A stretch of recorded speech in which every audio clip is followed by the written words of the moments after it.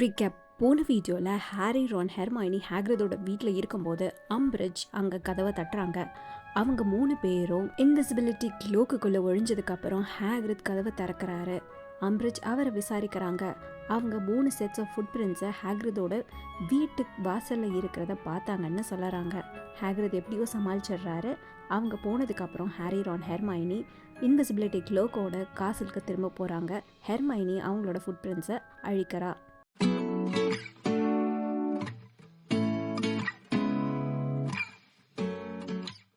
Chapter 21 part 1. ஞாயிற்றுக்கிழமை காலையில் Hermione 2 அடி ஆழமுள்ள ஸ்னோக்குள்ள ஹேக்ரிதோட வீட்டை நோக்கி நடந்து போய்கிட்டு இருக்கா. ஹாரியும் ரானும் அவளோட போக முடியலை, ஏன்னா அவங்களுக்கு எக்கச்சக்க ஹோம்ஒர்க்ஸ் இருந்தது. ஹாரியும் ரானும் காமன் ரூமில் உட்காந்து அவங்களோட ஹோம்ஒர்க்ஸை பண்ணிக்கிட்டு இருந்தாங்க. வெளியே ஸ்டூடெண்ட்ஸ் லேக் ஃப்ரீஸ் ஆனதால் அதுக்கு மேலே ஸ்கேட் போர்ட் பண்ணிக்கிட்டு இருந்தாங்க. நிறைய பேர் ஸ்னோ பால்ஸை பிவிச் பண்ணி அதை கிரிஃபிண்டர் டவர் வரைக்கும் ஜூம் பண்ணி வர வச்சுருந்தாங்க. அது ஜன்னல்களில் இடித்து டப்பு டப்புன்னு சத்தம் கேட்டுக்கிட்டு இருந்தது. ரான் பொறுமையை இழந்து அவன் ஜன்னலை திறந்து அவன் தலையை வெளியே விட்டு, ஓய் நான் ஒரு ப்ரீஃபெக்ட், இன்னொரு ஸ்னோபால் வந்துச்சு, ஆவுச்! அவனோட தலையில் யாரோ ஸ்னோபாலால் அடிச்சிட்டாங்க. அவனோட தலையை உள்ளே எடுத்துட்டு ஜன்னலை மூடிட்டு ஃப்ரெட்டும் ஜார்ஜும் கெட்ஸ் அப்படின்னு அவன் சொல்லறான். ஹெர்மைனி ஒரு வழியாக மத்தியமாக ஹேக்ரிதோட வீட்டில் இருந்து திரும்ப காமன் ரூமுக்கு வந்துடுறா. அவரோட ட்ரெஸ் எல்லாம் முழங்கால் வரைக்கும் நனைஞ்சு போயிருந்தது. அதனால் அவள் லைட்டாக நடுங்கிட்டு இருந்தா. ஸோ ஹேக்ரிதுக்கு அவரோட லெசன்ஸ் எல்லாம் பிளான் பண்ணி கொடுத்துட்டியா அப்படின்னு ரான் அவளை கேட்குறான். வெல், நான் ட்ரை பண்ணினேன் அப்படின்னு அவள் சொல்லிட்டு ஹாரி பக்கத்தில் உட்காரறா. அவளோட வாண்டை எடுத்து அதை ஒரு காம்ப்ளிகேட்டடான ஒரு மூமெண்ட் பண்ணி அந்த டிப்பை அவளோட ட்ரெஸ்ஸில் பாயிண்ட் பண்ணுறா. அதுலேருந்து சூடான காற்று வர ஆரம்பிச்சுது. அது இப்போது அவளோட ட்ரெஸ்ஸை காய வைக்குது. நான் அங்கே போன போது அவர் அங்கே இல்லவே இல்லை. நான் எப்படியும் ஒரு 1/2 மணி நேரமாவது அங்கே தட்டிக்கிட்டு இருந்தேன். அதுக்கப்புறம் அவர் ஃபார்பிடன் ஃபாரஸ்ட்டில் இருந்து வெளியே வந்தார். ஹாரி முணங்குறான். ஃபார்பிடன் ஃபாரஸ்ட்டில் எப்போவும் எக்கச்சக்கமான க்ரீச்சர்ஸ் இருக்கும். அது எப்படியும் ஹேக்ரிதை வேலையிலேருந்து தூக்க வைக்கிற மாதிரியான க்ரீச்சர்ஸாக தான் இருக்கும். இப்போ என்ன அங்கே வச்சுருக்காரு, அவர் என்னன்னு சொன்னாரா அப்படின்னு ஹாரி கேட்குறான். இல்லை, அவர் அதை நம்மளுக்கு சர்ப்ரைஸாக வச்சுருக்காராமா. அவருக்கு நான் அம்பிரிட்ஜ் எப்படிப்பட்டவங்கன்னு எக்ஸ்பிளைன் பண்ண ட்ரை பண்ணேன், ஆனால் அவர் அதை பற்றி கண்டுக்கவே இல்லை. அவர் திரும்ப கிமேராஸ் மாதிரியான இன்ட்ரெஸ்டிங்கான க்ரீச்சர்ஸ் இருக்கும்போது யாரும் நால்ஸை பற்றியெல்லாம் படிக்க மாட்டாங்க அப்படின்னு சொல்லிக்கிட்டு இருந்தார். நல்ல வேலைக்கான அவர்கிட்ட கிமேரா இல்லைன்னு நினைக்கிறேன் அப்படின்னு ஹெர்மைனி சொல்லறா. அவர் முடிஞ்சால் அதை கொண்டு வந்திருப்பாரு, ஆனால் அதோட எக்ஸ் எல்லாம் கிடைக்கிறதே ரொம்ப ரொம்ப கஷ்டம். நான் அவர்கிட்ட நிறைய தடவை சொல்லிட்டேன், கிரப்லி பிளாங்கோட பிளானை ஃபாலோ பண்ணுறது தான் நல்லது. ஆனால் நான் சொன்னது பாதிக்கு மேலே அவர் காதிலே கேட்டிருக்காதுன்னு நினைக்கிறேன். அவர் ஒரு மாதிரியான ஃபன்னி மூடில் தான் இருந்தார். அவருக்கு இன்னும் அந்த இன்ஜுரிஸ் எல்லாம் இருக்க தான் செய்யுது அப்படின்னு ஹெர்மைனி சொல்லறா. அடுத்த நாள் காலையில் பிரேக்ஃபாஸ்ட் டேபிளில் ஹேக்ரித் வந்தபோது கொஞ்சம் எந்தூசியாஸ்டிக்கான அப்ளாஸ் இருக்க தான் செஞ்சது. சில பேர் ஃப்ரெட், ஜார்ஜ், லீ மாதிரியானவங்க எல்லாம் கை தட்டினாங்க, அவருக்கு போய் கை கொடுத்தாங்க. ஆனால் லாவெண்டர், பார்வதி மாதிரியானவங்கெல்லாம் ஒரு மாதிரி க்ளூமியான லுக்ஸை தான் ஒருத்தர் பார்த்துக்கிட்டாங்க. ஹாரிக்கு ஏன் அவங்கெல்லாம் கிரப்லி பிளாங்கை ப்ரிஃபர் பண்ணுறாங்கன்னு புரியும். ஏன்னா கிரப்லி பிளாங்க் அவங்களெல்லாம் கொலை செய்கிற மாதிரியான க்ரீச்சர்ஸை கிளாஸுக்கு கொண்டு வர மாட்டாங்க. அதனால தான். செவ்வாய்க்கிழமை காலையில் அவங்களோட பிரேக்ஃபாஸ்ட் முடிச்சுட்டு ஹாரி, ரான், ஹெர்மைனி ஹேக்ரிதோட மேஜிக்கல் க்ரீச்சர்ஸ் கிளாஸுக்காக நடந்து போகிறாங்க. ஹாரிக்கு ஒரே யோசனையாக இருந்துச்சு, எப்படி அவங்களோட கிளாஸ் எல்லாம் பிஹேவ் பண்ணுவாங்க, எஸ்பெஷலாக மால்ஃபாயும் அவனோட ஃப்ரெண்ட்ஸும் என்ன தான் பண்ண போகிறாங்களோ அப்படின்னு அவன் யோசிச்சுக்கிட்டே போகிறான். அதுவும் இல்லாமல் அம்பிரிட்ஜ் வேறு அவங்களோட கிளாஸை பார்க்க போகிறாங்க, என்ன ஆகுமோ அப்படின்னு யோசிக்கிறாங்க. ஆனால் அவங்க அங்கே ஹேக்ரிதோட ஹட்டுக்கிட்ட போகும்போது அங்கே அம்பிரிட்ஜ் இல்லை. அவங்க எல்லாரும் இப்போ ஃபார்பிடன் ஃபாரஸ்ட்டோட எட்ஜுக்கிட்ட இருக்காங்க. ஹேக்ரித் அவங்கள எல்லாரையும் கூப்பிட்றாரு. அவரோட முகத்தில் இருந்த அந்த பர்பிள் கலர் ப்ரூயிஷஸ் எல்லாம் இப்போது க்ரீன் அண்ட் எல்லோ கலராக மாறி இருந்தது. ஹாரியால் புரிஞ்சிக்கவே முடியல. ஹேக்ரித்க்கு இப்போ ஏதோ ஒரு க்ரீச்சர் தான் அட்டாக் பண்ணியிருக்கணும், ஆனால் அது அவரோட காயங்களை ஆறாத படிக்க ஏதோ பண்ணிடுச்சு அப்படின்னு அவன் யோசிக்கிறான். ஹேக்ரித் அவரோட தோளில் பாதி செத்த மாட்டை தூக்கி வச்சுருந்தாரு. அவர் ஃபார்பிடன் ஃபாரஸ்ட் எட்ஜில் இருந்து பின்னாடி கை காமிச்சு, நம்ம உள்ளே இங்கே ஒர்க் பண்ண போகிறோம், இங்கே கொஞ்சம் ஷெல்டர்டாக இருக்குது, எனிவே அதுங்களுக்கு டார்க் தான் பிடிக்கும் அப்படின்னு ஹேக்ரித் சொல்லிட்டு அவங்க எல்லாரையும் கூப்பிடுறாரு. எது இருட்ட விரும்பும் அப்படின்னு மால்ஃபாய் கேட்குறத ஹாரிக்கு கேட்டுச்சு. ஹாரிக்கு மால்ஃபாய் இதுக்கு முன்னாடி ஃபார்பிடன் ஃபாரஸ்ட் ஸ்கூலில் வந்த அக்கேஷன் ஞாபகத்தில் இருந்தது. அப்போ அவன் ஒன்றும் அவ்வளோ தைரியமாக இல்லை, இப்போவும் அதே மாதிரி தான் இருந்தது. ஃபிடிச் மேட்சுக்கு அப்புறம் மால்ஃபாய் பயப்படுற எந்த ஒரு விஷயமும் அவனுக்கு நல்லதாகவே பட்டுது. ரெடி அப்படின்னு ஹேக்ரிட் கிளாஸை பார்த்து சொல்லிட்டு, நான் உங்களோட 5th இயர்க்காக இந்த விஷயத்த நான் ரொம்ப நாளாக ரெடி பண்ணி வச்சுருந்தேன், எல்லாரும் உள்ளே போகலாம் அப்படின்னு சொல்லிட்டு அவர் உள்ளே போக ஆரம்பிக்கிறாங்க. நம்ம இந்த க்ரீச்சர்ஸை அதுங்களோட நேச்சுரல் ஹேபிட்டேட்டில் பார்க்குறது தான் நல்லது. இதுங்களை ஸ்டடி பண்ணுறதே ரொம்ப ரேர் தான். இங்கே பிரிட்டன்லேயே நான் மட்டும்தான் அதுங்களை ட்ரெயின் பண்ண முடிஞ்ச ஒரே ஆள் அப்படின்னு அவர் சொல்லிக்கிட்டு இருக்காரு. உங்களுக்கு ஷியோராக தெரியுமா, நீங்கள் ட்ரெயின் பண்ணியிருக்கீங்களா அப்படின்னு மால்ஃபாய் கேட்குறான். இதுக்கு முன்னாடி மாதிரி ட்ரெயின் பண்ணாததுங்களை கிளாஸுக்கு கொண்டு வரலையே அப்படின்னு அவன் கேட்குறான். ஸ்லிதரன்ஸ் எல்லாரும் மால்ஃபாய் சொன்னதுக்கு ஆமாம் அப்படின்ற மாதிரி தலையசைக்கிறாங்க. சில கிரிஃபிண்டர்ஸும் அப்படி தான் நினச்சாங்க போல். அஃப்கோர்ஸ் அதுங்களாம் ட்ரெயின் ஆகி தான் இருக்கு அப்படின்னு ஹேக்ரிட் சொல்லிட்டு அவர் நடக்க ஆரம்பிக்கிறாரு. ஸோ உங்களோட முகத்துக்கு என்ன ஆச்சு அப்படின்னு மால்ஃபாய் திரும்பவும் ஹேக்ரித்தை பார்த்து கேட்குறாரு. உன்னோட பிஸ்னஸை மைண்ட் பண்ணுறியா, நான் உன்னோட ஸ்டூபிட் கொஷின்ஸ் எல்லாம் கேட்டு முடிச்சிட்டேன்னா என்னை ஃபாலோ பண்ணுங்க அப்படின்னு சொல்லிட்டு ஹேக்ரிட் கோமா சொல்லிட்டு நடக்க ஆரம்பிக்கிறாரு. கிளாஸில் யாருமே நடக்க ஆரம்பிக்கலை. ஹாரி, ரான், ஹெர்மைனி ஒருத்தர் பார்த்துட்டு அவங்க ஹேக்ரித்தை ஃபாலோ பண்ணி நடக்க ஆரம்பிக்கிறாங்க. அவங்களுக்கு பின்னாடி இப்போது மொத்த கிளாஸும் நடக்க ஆரம்பிக்குது. அவங்க எல்லாரும் இப்போ ஒரு 10 நிமிஷமாவது நடந்திருப்பாங்க. இந்த இடம் ட்ரீஸ் ரொம்ப க்ளோஸாக இருக்குது. அந்த இடம் சாயந்தரம் மாதிரி ஓரளவுக்கு இருட்டிட்டு தான் இருக்குது. கீழே எங்கேயும் அவங்களால ஸ்னோவை பார்க்க முடியலை. ஹேக்ரிட் அந்த செத்த மாடை அவரோட தோளில் இருந்து இறக்கி கீழே தரையில் வைக்கிறாரு. சரி, எல்லாரும் சுற்றி நில்லுங்க இங்கே வாங்க அப்படின்னு ஹேக்ரிட் கூப்பிடுறாரு.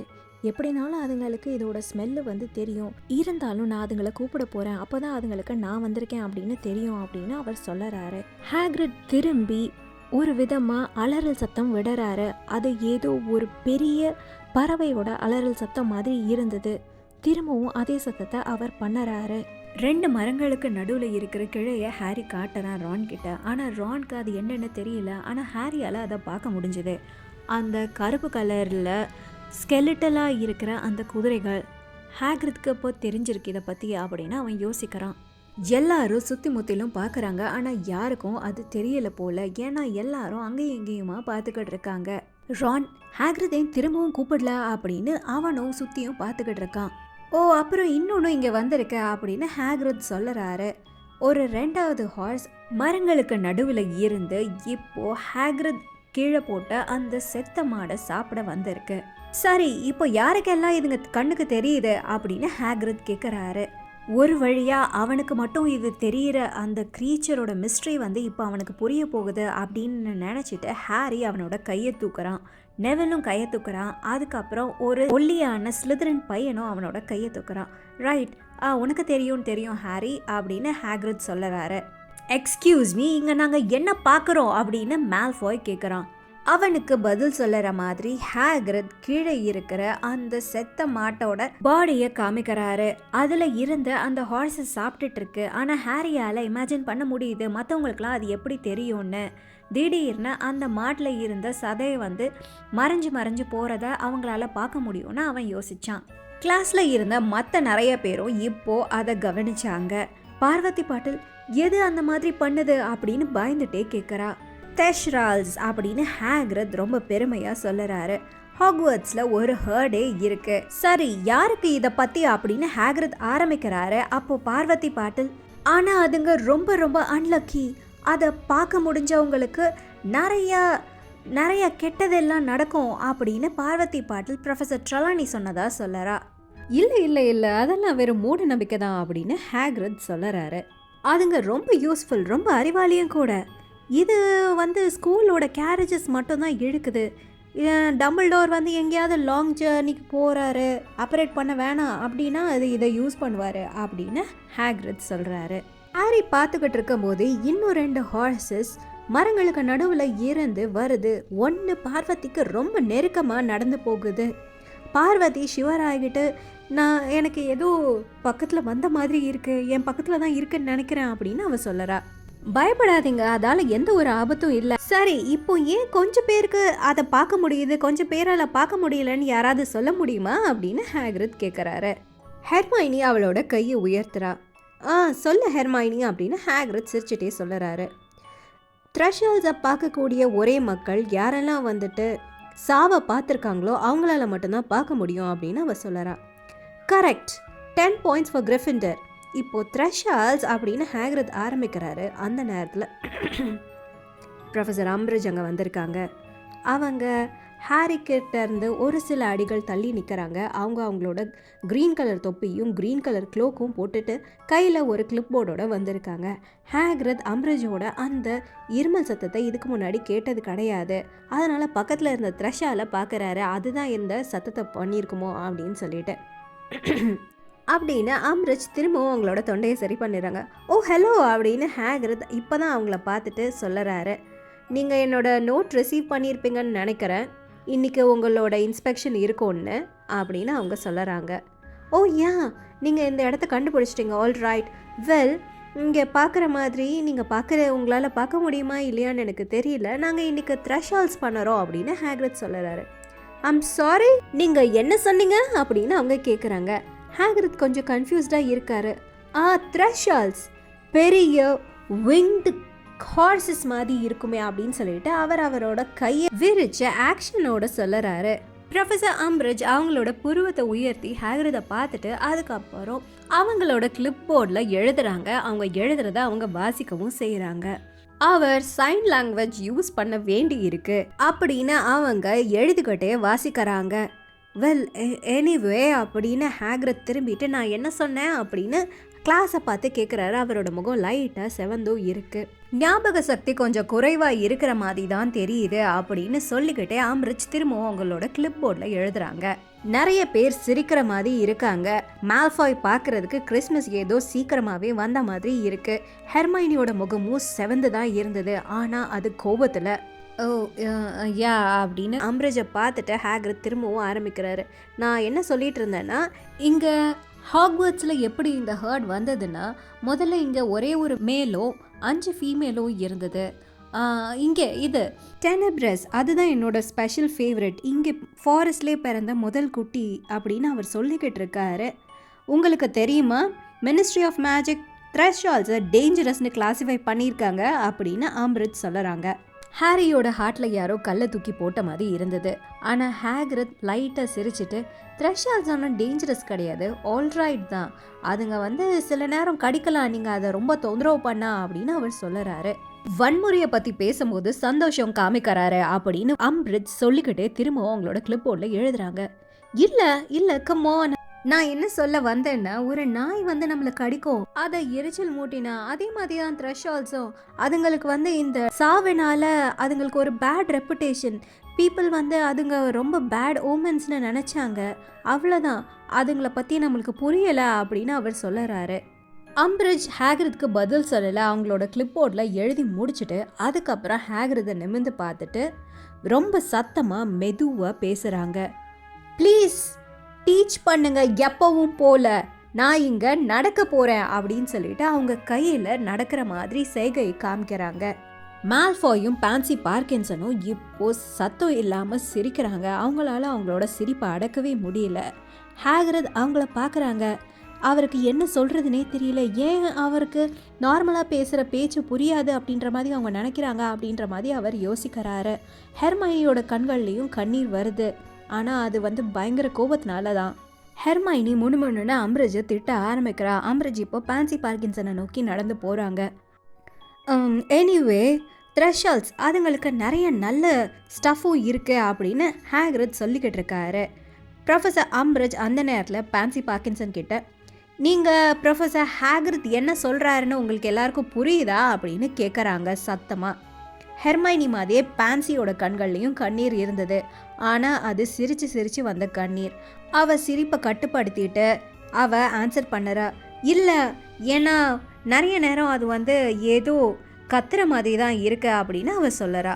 அம்பரிட்ஜ் அவங்களோட கிளிப்போர்டில் எதையோ எழுதுறாங்க. ஹேக்ரிட் திரும்பவும் பேச ஆரம்பிக்கிறாரு.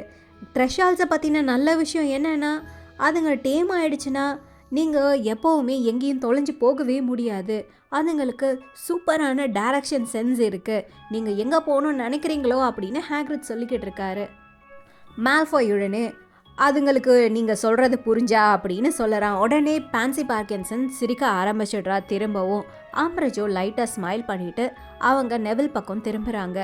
நீ த்ரெஷால்ஸை பார்க்க முடியுதா லாங் பாட்டம் அப்படின்னு அவங்க அவங்ககிட்ட கேட்குறாங்க. நெவில் ஆமாம் அப்படின்னு தலையாட்டுறான். யார் இறக்குறத நீ பார்த்த அப்படின்னு அவங்க கேட்குறாங்க. என்னோட தாத்தா அப்படின்னு அவன் சொல்லுறான்.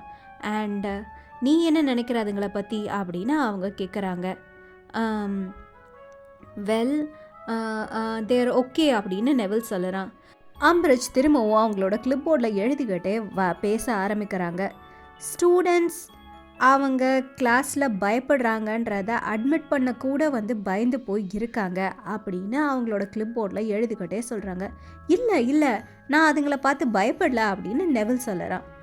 பரவாயில்ல அப்படின்னு அம்பரிஜ் நெவிலை ஷோல்டரில் தட்டி கொடுத்துட்டு வெல் ஹேக்ரித் அப்படின்னு அவங்க ஹேக்ரித் பக்கம் திரும்பி நான் எனக்கு தேவையானதெல்லாம் எடுத்துக்கிட்டேன் அப்படின்னு சொல்லிட்டு அவங்க காற்றுல கையை வச்சு அசைச்சு ஆக்ஷன் பண்ணிக்கிட்டு உங்கள் இன்ஸ்பெக்ஷன்ஸோட ரிசல்ட்ஸ் அப்படின்னு சொல்லிட்டு அவங்களோட கிளிப்போட ஆட்டி காமிக்கிறாங்க. இன்னும் 10 நாள் டைமில் உங்களோட வீட்டுக்கு சேரும் அப்படின்னு சொல்லிட்டு அவங்க 10 விரலை காமிக்கிறாங்க. அவங்க அங்கே இருந்து காசலை நோக்கி நடந்து போக ஆரம்பிக்கிறாங்க. மால்ஃபோயும் பான்சி பார்க்கின்சனும் இப்போ அவங்களால அவங்களோட சிரிப்பை அடக்க முடியாமல் சத்தமாக சிரிக்கிறாங்க. ஹெர்மைனி பயங்கர கோவமாக இருக்கா. நெவில் கன்ஃபியூஸ்டாகவும் அப்செட்டாகவும் இருக்கான். இதோட இந்த வீடியோவை முடிச்சுக்கிறேன். உங்களுக்கு இந்த வீடியோ பிடிச்சிருந்தா ப்ளீஸ் லைக் பண்ணுங்கள், ஷேர் பண்ணுங்கள், சப்ஸ்கிரைப் பண்ணுங்கள். தேங்க்யூ ஃபார் வாட்சிங்.